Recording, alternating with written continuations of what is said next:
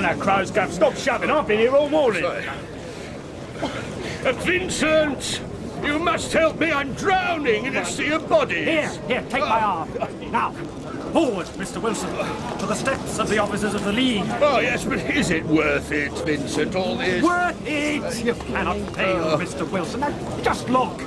From palest canary to deepest carrot, but none to match your own incandescent drop. Well, what you have above your brow is a veritable warning beacon. No, you are certain to be elected then.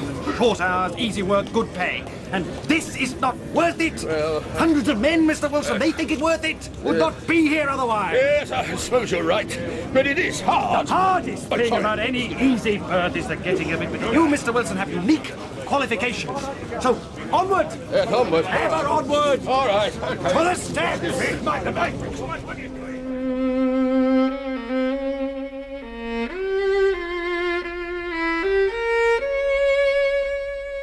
The Red-Headed League by Sir Arthur Conan Doyle.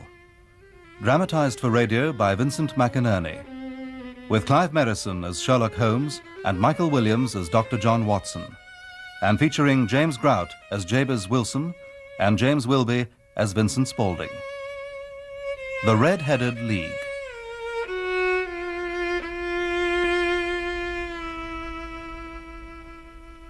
Passing down Baker Street one Saturday morning in the autumn of last year, that is to say 1890, I decided to look in on my old friend Sherlock Holmes at number 221B. Admitting myself, I began to mount those familiar 17 stairs, wondering as I did so who or what I might find in his rooms. For the great detective, as you are no doubt aware, drew like a magnet all kinds and conditions of men and women, many of them as singular as their problems. Holmes? Why, Holmes, I had no idea. Perhaps I shall wait in the other room. No, my dear Watson, come in, I beg of you. You could not have arrived at a better time. Allow me to introduce Mr. Jabez Wilson, a pawnbroker with premises in Coburg Square, near the city. Mr. Wilson? While Dr. Watson, Mr. Wilson, has been my partner in many of my most successful cases, and will no doubt be equally indispensable to me in yours also. Servant, Doctor. The case itself, Watson, promises to be one of the most unusual to yet come to my attention. Indeed, Mr. Wilson has begun a narrative which seems to bear out my observation that the strangest and most compelling events often leave room to doubt whether a crime has been committed at all. But you must hear for yourself from Mr. Wilson's own lips. So unique is the train of circumstances he's begun to describe. At this, the portly client puffed out his large chest and simultaneously ran his finger down the advertisements in an old newspaper pulled from his greatcoat pocket. As he did so, I attempted, after the fashion of my companion, to read any indications which might be presented by his dress and appearance. An average British tradesman, I thought, obese, pompous and slow. Grey trousers, black frock coat, drab waistcoat, brassy Albert chain with square piece of metal dangling from it, faded top hat and overcoat. Nothing remarkable was my initial conjecture, but his blazing red head, an expression of extreme discontent. However... To add to your own thoughts, Watson has done manual labour, takes snuff, is a Freemason, has travelled to China, and, of course, has written a lot lately. What? Why, Mr. Holmes, how in the name of good fortune did you know all that?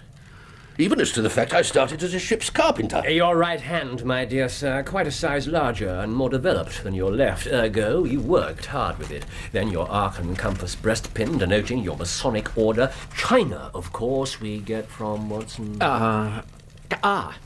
That square piece of metal on your watch chain, Mr. Wilson, a Chinese coin, perhaps. Exactly. While as for the writing, what else could have produced that shiny 5 inches or so on the cuff of his right sleeve, where he rests it upon the desk?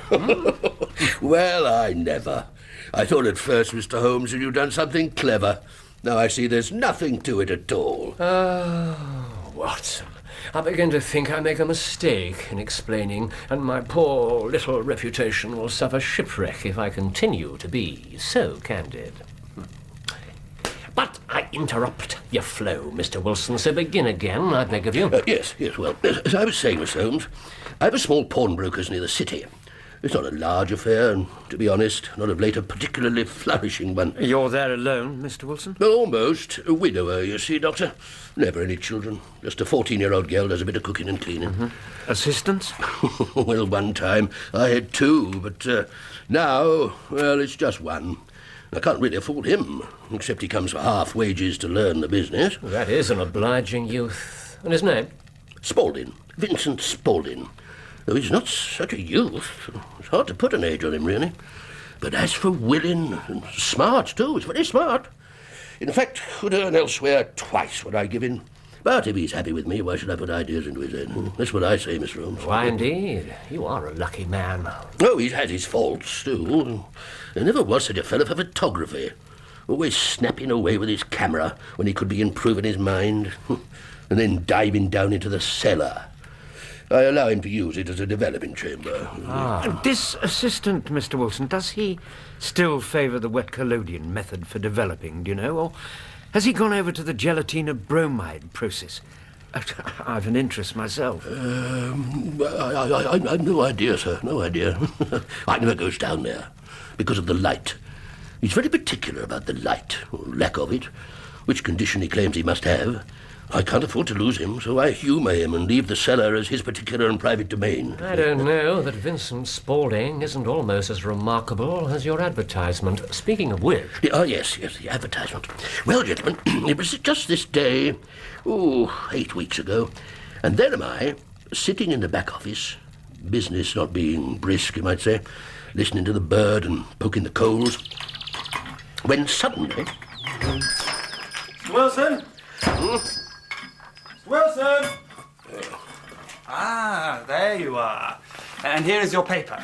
Oh, heaven knows how you concentrate with all this blessed ticking. Clocks go with pawnbrokers, Mr. Spaulding, like sails with ships. You'll learn. Well, I've certainly learned something from this paper. Lord, if I were a red-headed man. Red-headed? Why? What is it? Another vacancy on the Red-Headed League. Worth quite a small fortune to whoever gets it. And with there being more vacancies than men who qualify, well, I hear the trustees are at their wits' end what to do with the money. A league? Did you say, Mr. Spaulding, of redheads? You've never heard of them? That I do find strange. Let me put a kettle on while you read this, and I'll tell you what I know. To the Red-Headed League. On account of the bequest of the late Ezekiah Hopkins of Lebanon, Pennsylvania, USA, there is now another vacancy open which entitles a member of the League to a salary of £4 a week for purely nominal services. All red-headed men who are sound in body and mind and above the age of 21 are eligible. Apply in person on Monday at 11 o'clock to Duncan Ross in the offices of the League, 7 in Pope's Court, Fleet Street. What on earth does it mean? Well, as to that, it seems the League was founded by an American millionaire, Ezekiah Hopkins, very peculiar in his ways, and a violent redhead himself. He had no dependents, and when he died, his trustees found themselves charged with providing easy berths for other men of a fiery hue. Surely there are millions who would apply for such a post. Not so many as you might think. Confined to Londoners, I believe, due to the fact that Hopkins began from here. Then, of course, it is grown men only, and with the necessity for a positively volcanic top-knot. Like yours, Mr. Wilson. Here, too, the work is easy. You need not interfere with any other business a man may have. Well, I'm sure that may be so, although... True. What is the quick money against the security of life you enjoy here? The steady income. But then again, if you really feel... Indeed I do, Mr. Wilson. Indeed I do. Applications to be considered from 11 o'clock. Why, it is almost that now. Indeed it is that now. So, your coat, Mr. Wilson, quickly, while I call a cab. Very good.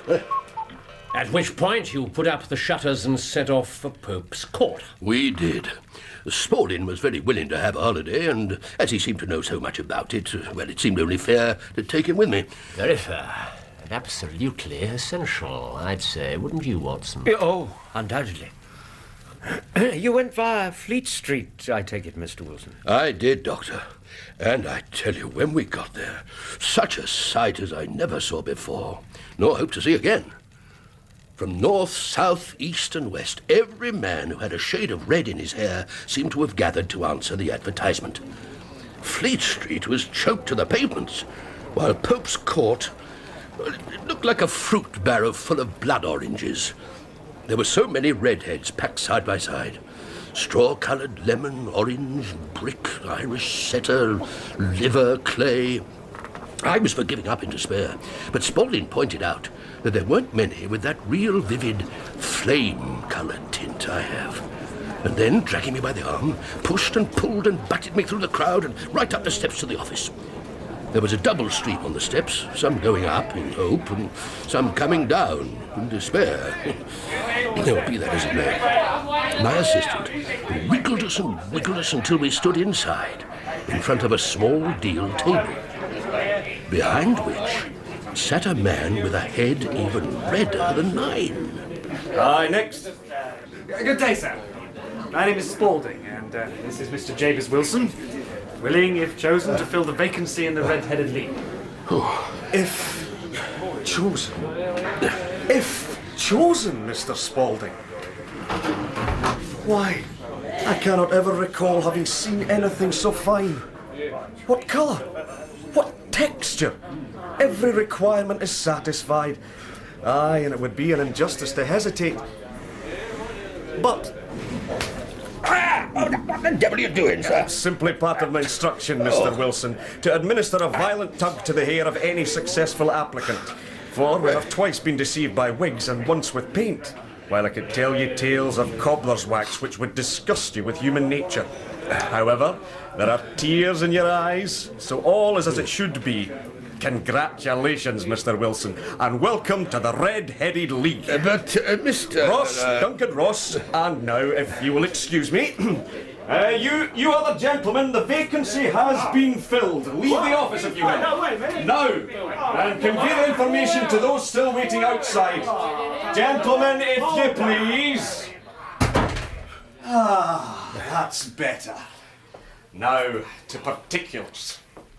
You are a married man, Mr. Wilson. Widowed, I'm afraid, sir. But children, I hope, of a fine red-headed hue. No, sir, we never... Though we always... Dear me. For you must know the fund is for both the maintenance and the propagation of the red-headed. I don't really... But, Mr. Ross, what an abundance in the article itself. What a vigour in its growth. What a colour in its pigmentation. Oh, aye, you're right, Mr. Spaulding. I was allowing what could be to blind me to what is. Mr. Wilson, when will you be able to enter on your new duties? Well, as to that, Mr. Ross, that would depend on what they were. I mean, what hours they occupied. What, the £4, was it, sir? Aye, per week. While the hours, why, 10 until 2 every day, starting next Monday. Every day, note, Mr. Wilson. Or, I might add, the position is forfeit. While the work, simply to copy out the Encyclopedia Britannica. Good enough? Aye, I see it is. So now, Mr. Wilson, I have an appointment and will simply leave you with my congratulations. And leave me he did. What a very, very interesting proposition. Yeah, it was, Mr. Holmes. And I went home very pleased with my own good fortune, but... A feeling that did not last? No. By evening, Doctor, I must admit I felt a low spirits, not knowing whether the whole thing was a hoax. But you were persuaded otherwise? It was Vincent Spaulding, actually, Mr. Holmes, who brought me round to it again. Ah. So, the next morning, I bought a bottle of ink, a quill pen, and 7 sheets of foolscap, and started out for Pope's Court. To find what? Everything as promised. And Duncan Ross waiting to start me on the letter A. And at the end of the week? Well, he checked my work, complimented me on it, and then placed 4 shining sovereigns on the table, repeating the dose every Saturday thereafter. But not today. 8 weeks. 8 weeks regular as clockwork I went there. Some days I saw him, some days I didn't. Some days a fleeting visit, some days a positive haunting. 8 weeks. Abbots, armour, architecture, Attica. With hopes of getting to the bees before long. 8 weeks and a sea of foolscap. And 4 sovs every Saturday. And then, this morning... What about this morning? 10 o'clock on the dot, Mr. Holmes, as usual, with a springy misstep as any man might on payday, to find the door locked, with a square of cardboard tacked to it. I've got it here. Doctor, what do you think of that? October the 9th, 1890. The Red-Headed League is dissolved. Well, Mr. Wilson.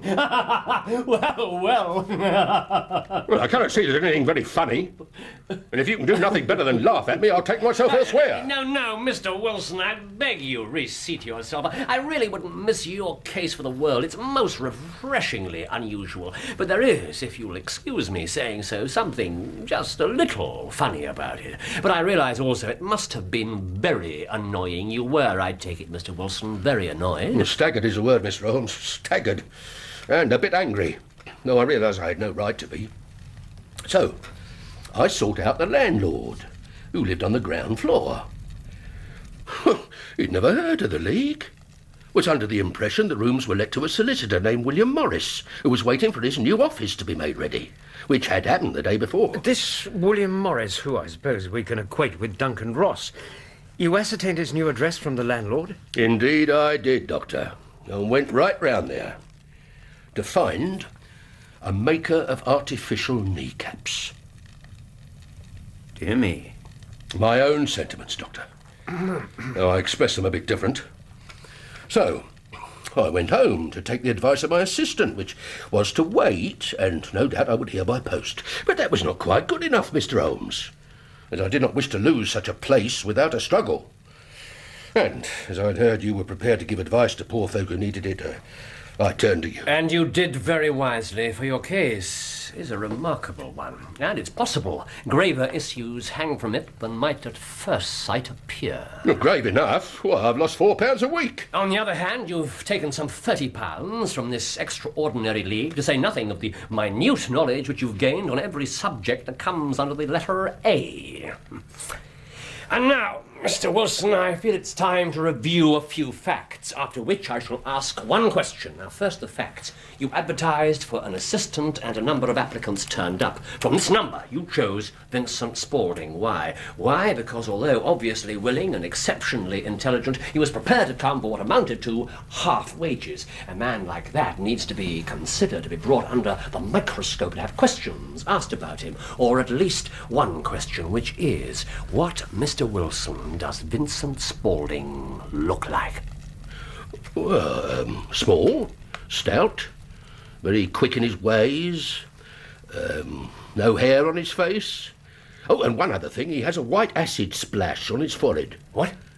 Well, I said a white splash Which means of acid. rather two other things, I fancy, for are not also his ears pierced? As for ear rings... Oh, yes. They're done by a gypsy when he was a lad, he claims.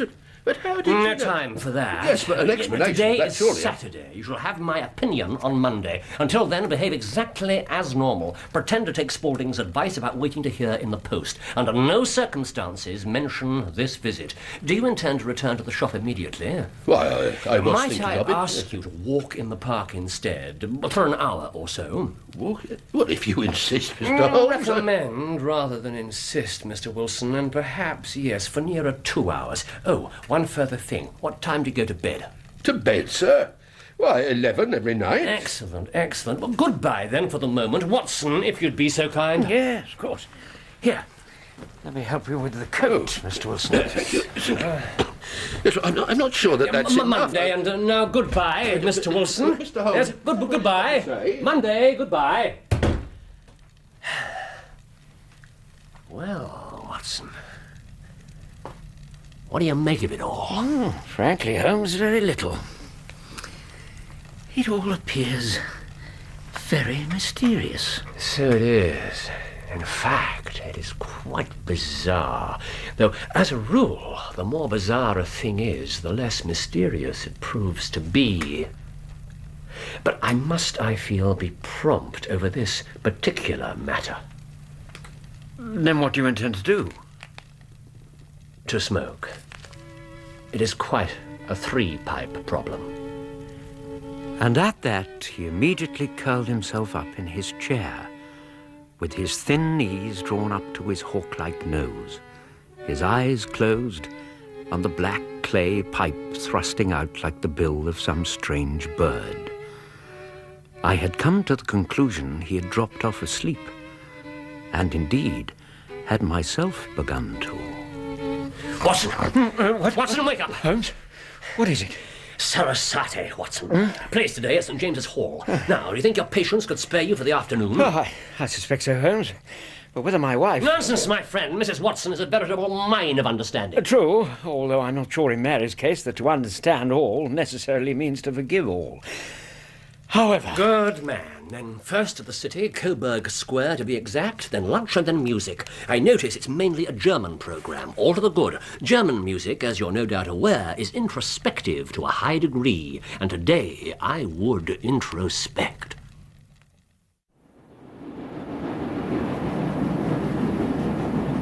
We travelled by the underground as far as Aldersgate, and a short walk brought us to Saxe-Coburg Square, the scene of that singular story we had listened to earlier that morning. The square itself was a shabby, genteel place of 4 lines of dingy, 2-storied brick houses, overlooking a small, railed-in, neglected park. On one of the corner houses of one of the 4 rows hung 3 gilt balls and a board announcing Jabez Wilson, obviously the place where our red-headed client carried on his business.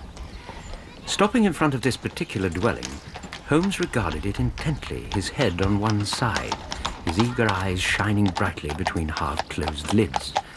After this initial perusal, he walked slowly up our side of the square, looking very keenly at each individual house, then walked back again with a somewhat lighter step to the corner, where both myself and the house of the pawnbroker stood. He paused, and then, suddenly, with his stick, and equally suddenly... Good day, gentlemen. May I ask you to step in? I think not. My friend and I have merely lost our way. Ah, perhaps you're old customers and wonder where Mr. Wilson is. Let me tell you, my name is Vincent Spaulding, and I'm now his assistant. However, I have his complete confidence and pride myself on my discretion, given the delicate nature of our business here. Now, are you sure you will not step in a moment? I am afraid we do not have time, Mr. Spaulding. Given the delicate nature of our business is simply to get to the Strand as quickly as possible. I see. Well then, 3rd right, 4th left. Good day. This way, Watson. Do not look back. Holmes, did you see it? The acid stain on his forehead. Indeed. Smart fellow, that Mr. Vincent Spaulding. Possibly 4th smartest in London. While as for daring, why, he may be the 3rd. Still, now he's been seen and identified. Left here. Although, Watson, it was not specifically to see Mr. Spaulding that I called, but rather the knees of his trousers. His trouser knees? What on earth could they tell you? Why, what I expected. And why beat the pavement? My dear doctor, this is the time for observation rather than talk. We are spies in an enemy country. Left again. Good Lord. Farringdon Street. Indeed. Fashionable Farringdon Street. Yet the back of these fine shops and buildings abut onto that line of houses we've just left in Saxe-Coburg Square. A line that includes that of our friend Mr. Wilson. Who would have thought it?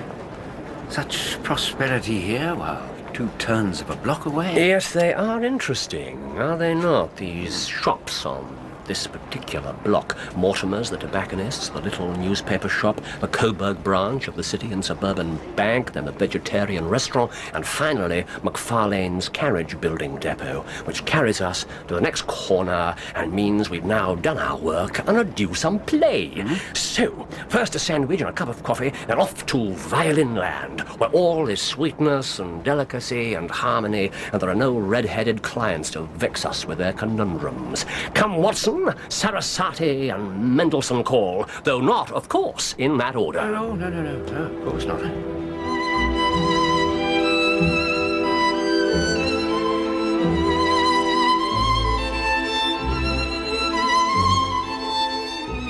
Once in St. James's Hall, my friend became a different man.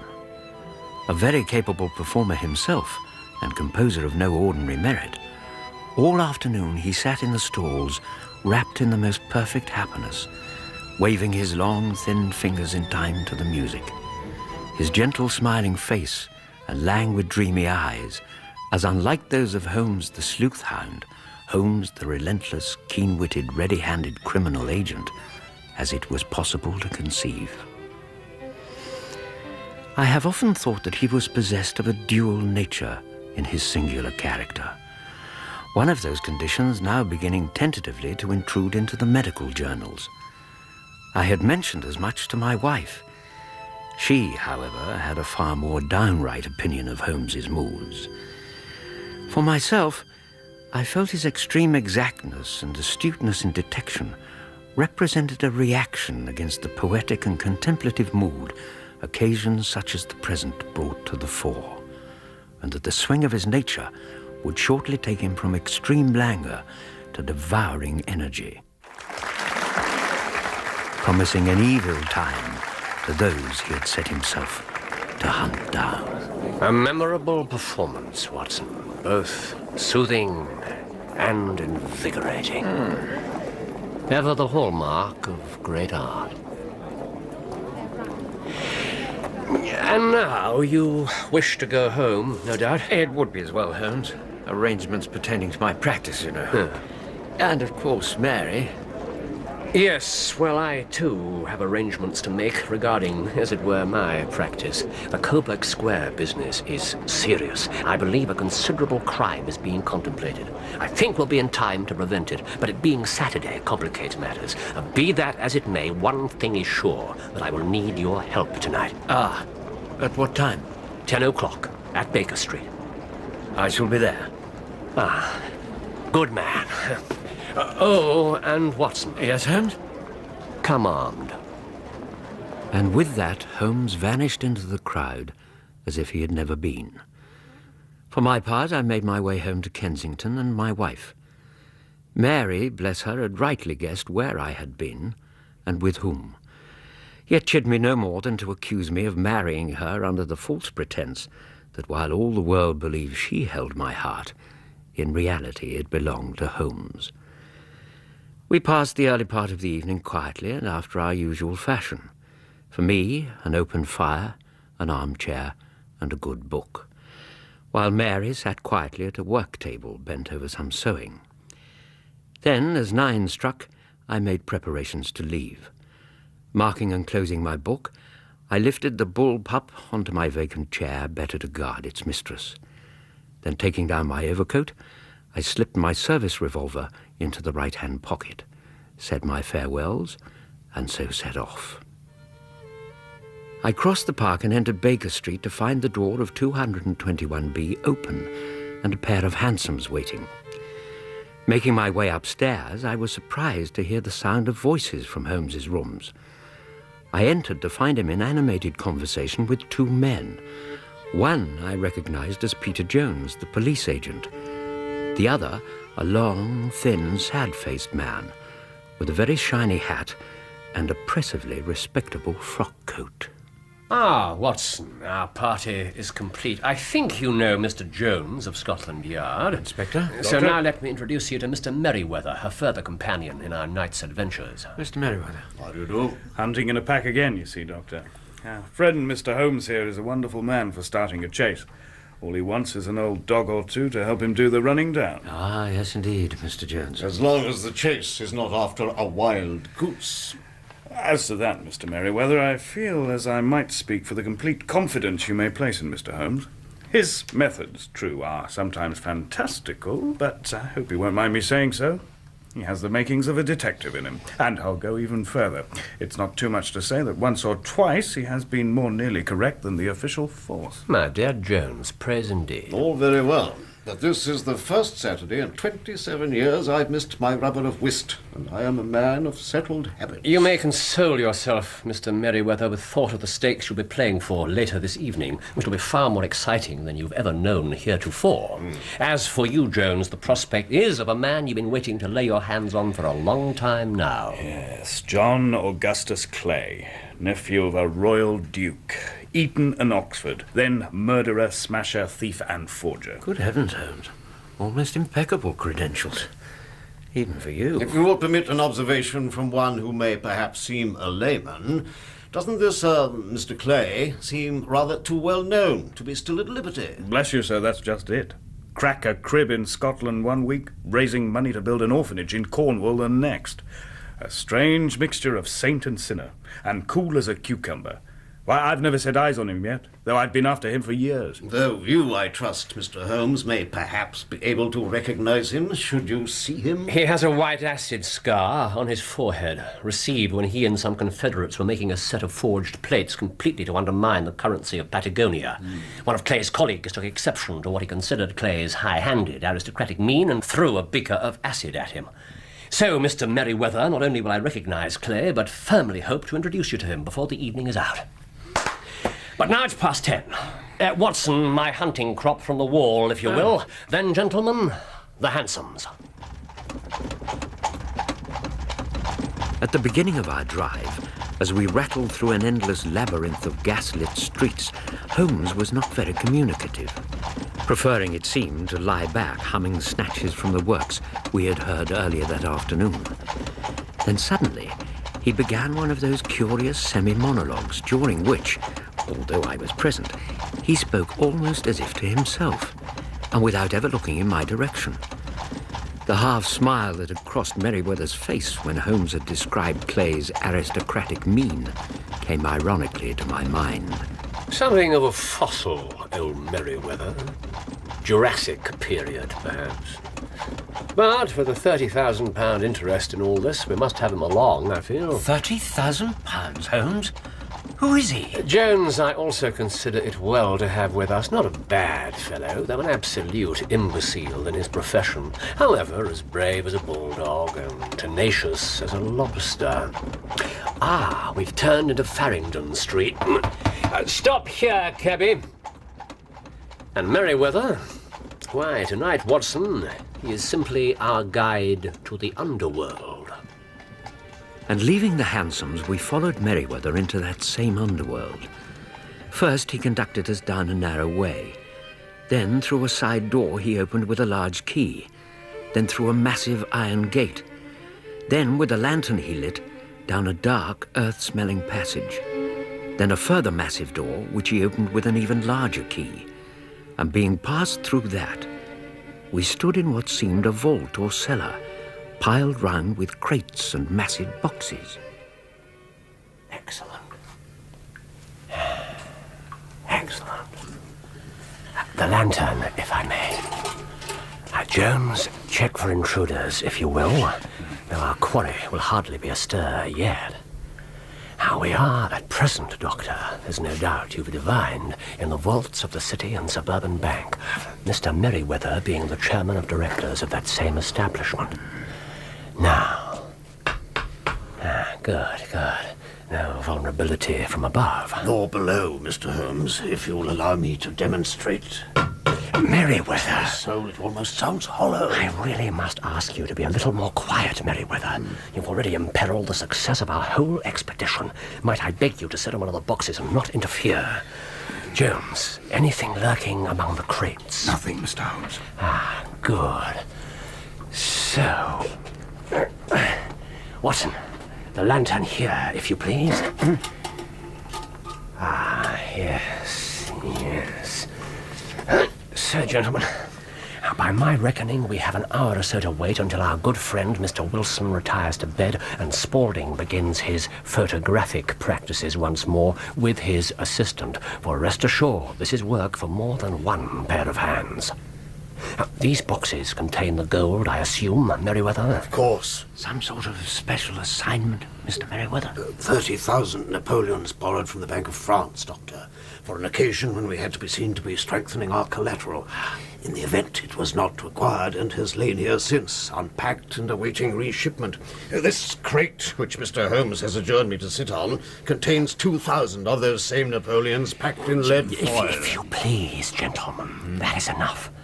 Now, a final point or two before we begin our vigil. Mr. Jones, have you settled the depositions of your men? 2 of my best waiting outside the front door in Coburg Square. Yeah, excellent. Now, gentlemen, in a moment I will draw the screen over the dark lantern, after which time there will be complete silence until I give the word. Jones, stand near my side. Merriweather behind the case. Oh, Watson, these are desperate men and may try to use their guns. If so, have no compunction about shooting them down. Cock your revolver now, which will be the last sound I wish to hear until I give the order to move in. I primed my revolver, laying it in front of me on top of the case. And an instant later, the vault was plunged into utter and suffocating darkness as Holmes covered the dark lantern. Then how very slowly time seemed to move. One part of my mind knew that the hour could not yet possibly be up. Another felt that the night must almost have gone, and dawn would even now be breaking in the cool London street somewhere overhead. My limbs became weary and stiff, yet I feared to change my position. As with the blind, my hearing became so acute that I could, towards the end, come to distinguish the deeper in-breath of Jones from the thin sighing note of the bank director. Suddenly, a needle of light appeared between 2 of the central floor flags. At first, it seemed a single golden spark, then a chink, then a yellow spill, then a lurid gash, then, without warning, a hand appeared, a white, almost womanly hand, whose fingers writhed momentarily within the light and as quickly withdrew. And then... All clear, Archie. Give me a bunk up. Now the chisel's in the bag. And finally you.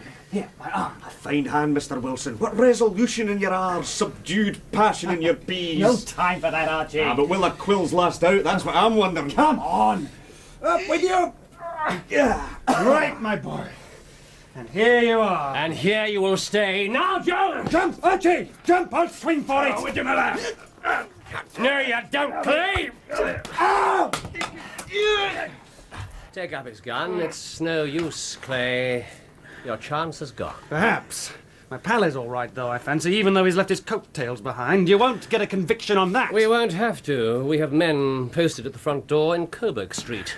When Archie, alias Mr. Duncan Ross, emerges from this cellar and tries to make a run for it, he will soon find himself occupying another one, though this time in Scotland Yard. Eh, Mr. Jones? But smaller, Mr. Holmes. Smaller and more secure. Not for nothing after all, eh, Mr. Merriweather? So, you are Sherlock Holmes. And you, John Augustus Clay. And did you ever find your way to the Strand, Mr. Holmes, on that piece of business you mentioned? Once I saw the disposition of the buildings in Farringdon Street, not to mention your trouser knees, I realized there was more pressing business nearer home. I see. Oh, you seem to have done the thing very completely, Mr. Holmes. I compliment you. And are you? The red-headed idea was both new and effective. I'm not sure effectiveness is any substitute for success. My congratulations again, however, for what they are worth. Yeah, it's all very nice. Now we'll see how their derbies fit. I beg you will not touch me with your filthy hands. You may not be aware, but I have royal blood in my veins. Come on, hold them out. Have the goodness also, when you address me, to say sir and please. Well, that beats everything, Mr. Holmes. Oh, excuse me, Mr. Clay. Now you've condescended to have the cuffs on, perhaps you'll march upstairs with me to get a cab to carry your highness to the police station. That is better. Hardly acceptable, but better. Come along. Gentlemen. Mr. Holmes, I don't know how the bank can repay you. There is no doubt to my mind you have defeated one of the most determined and ingenious attempts at robbery that has come within my experience. I agree. And agree that I do not see how yours or any other financial institution could repay my cogitations. At the same time, I have been at some small expense over this matter, for which I expect some degree of recompense. Watson, shall we? Mr. Merriweather, you'll want to lock up, I trust.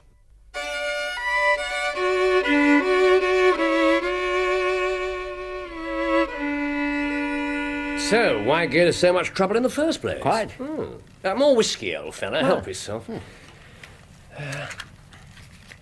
Now, yes. So it seemed perfectly obvious to me that the only possible object of this fantastic business of the advertisement and the copying of the Britannica was to get our not very bright pawnbroker out of the house for a number of hours every day. And as I intimated to Clay, it would be difficult to think of a better idea than the one he eventually pursued. It was probably suggested initially by the colour of the hair of Clay's accomplice, Archie, alias Duncan Ross. So, they fixed upon Wilson's colouring as the line, set £4 per week as the lure, and caught their fish. £4 being nothing to men playing for 30,000. What was it first alerted your suspicions? Clay, Spaulding as he was, coming for half wages? Exactly. Why would someone of Spaulding's undoubted attributes take such a nondescript position? If there had been a woman in the house, I would have suspected a mere vulgar intrigue, but that was obviously out of the question. Yet there had been elaborate preparation and expenditure. But for what? Then Wilson mentioned the cellar. You asked your wonderfully pertinent question about photographic developing, which told us Wilson was totally excluded from that room, and then, the game was on. I must confess I suspected something about the cellar. Get no further myself. Then I found we were dealing with Clay, one of the coolest, determined and most daring criminals in London, who was doing something in the cellar of a small pawnbroker's. This I had to see for myself. You remember I beat on the pavement in front of the house, simply to see if the cellar stretched in front or behind. And as it was solid in front of the house, all the action was obviously happening towards the rear of the building. Then I knocked at the door. I hardly looked at Clay's face. His trouser knees were what I wanted to see, worn, wrinkled and stained with hours of burrowing. The only remaining point was what they were burrowing for, and round the corner, in Farringdon Road, stood the answer, a branch of the City and Suburban Bank. But how did you know it would be tonight? The League, my dear fellow, closing up its offices, meant Wilson's usefulness was over. That is, they must have completed the tunnel. A further important factor from their point of view, of course, was that a robbery carried out on a Saturday would give them 2 clear days for their escape. How beautiful. Your chain of reasoning. Such a length, yet every link rings true. It saved me from ennui. That terrible boredom that, alas, I already feel closing in on me again, even now. My life is spent in one long attempt to escape from the commonplace of existence. These little problems help me to do so. And when there are no problems... Holmes. It is late, Watson. And Mrs. Watson. Holmes, you know how I feel about the cocaine. Man is nothing. It is the work that is everything. As Flaubert wrote to Georges Sand. Good night, my friend. Holmes. Watson. Good night.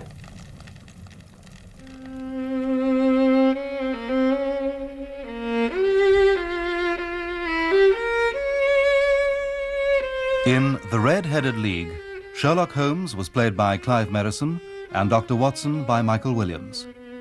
Jabez Wilson was played by James Grout and Vincent Spaulding by James Wilby, with Nigel Carrington as Inspector Jones, James Green as Mr. Merriweather, and Sam Graham as Duncan Ross. The violinist was Leonard Friedman. The Red-Headed League was dramatized for radio by Vincent McInerney and directed by Patrick Rayner.